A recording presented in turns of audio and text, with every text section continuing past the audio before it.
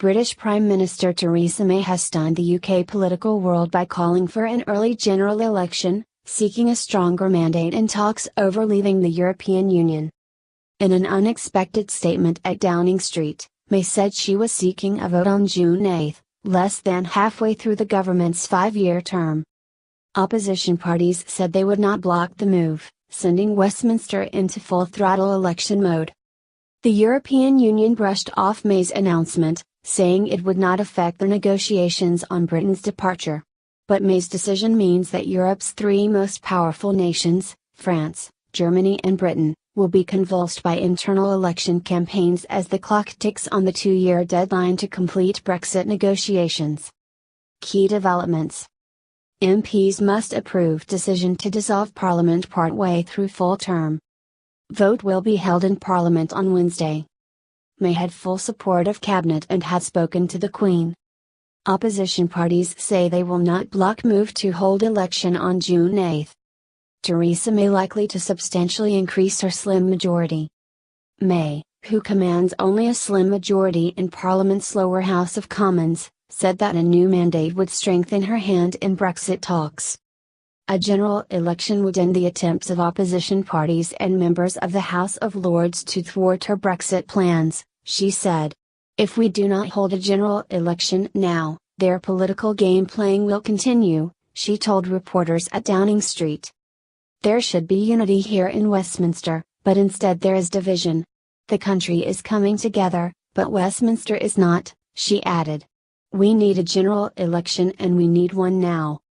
Her decision is a sharp reversal of policy. Since taking over as Prime Minister, May had repeatedly ruled out an early election. May said she changed her mind on a recent walking holiday with her husband in Wales. It is also a risky roll of the political dice. A fractious election campaign will reopen wounds barely healed after last year's EU referendum and give voice to those who oppose her strategy of pursuing a clean break from Europe. May's Conservative Party currently holds 330 of the 650 seats in the House of Commons.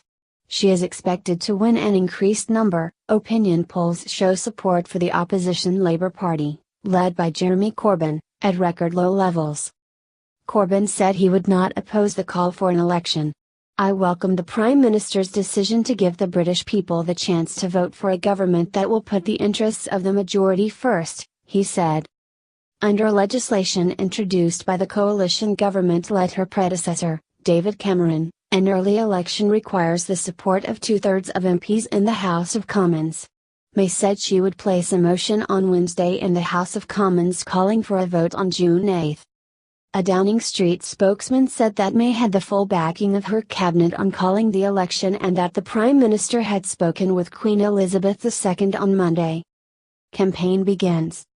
May called on voters to throw their support behind her Conservative Party, adding that every vote for the Conservatives will make me stronger in Brexit talks. Corbyn said he welcomed the decision to call for an election, even though his party is fractured over his leadership, widely regarded as lackluster. Tim Farron, leader of the Liberal Democrats, which was battered in the 2015 election and now holds just 9 seats in the House of Commons, said the election was Britain's chance to change direction. The Liberal Democrats oppose Brexit, and Farron said he would push for as strong an association with Europe as possible, a so-called soft Brexit, including membership of the EU's free trade zone, the single market. The party said it had gained 1,000 new members in the hour after May's announcement. Labour also said it had gained 1,000 members Tuesday. In Scotland, First Minister Nicola Sturgeon is likely to use the campaign to pursue her demand for a fresh independence referendum, after Scotland overwhelmingly voted to stay in the European Union. This announcement is one of the most extraordinary U-turns in recent political history, and it shows that Theresa May is once again putting the interests of her party ahead of those of the country, Sturgeon said. Brexit talks loom. Britain voted in July last year to leave the Union after 44 years of membership in a divisive and hotly contested referendum. May officially began the Brexit process on March 29 by triggering Article 50, the legal mechanism needed to begin the divorce process and officially start talks with the EU. The negotiations are expected to be tough and will likely take place over 2 years, though the more complex aspects of Britain's future relationship with the EU, such as trade, could take even longer. May has struggled with not only the opposition, but with members within her own Conservative Party, who have been at loggerheads over what kind of Brexit the country should have. The Prime Minister laid out her vision for Brexit in January and more formally later with a white paper. But even that basic framework, which spelled out that Britain would leave the EU's single market, caused divisions in her party and involved several rounds of deliberations before a coherent plan could be presented. The European Union appeared unwavered by the announcement.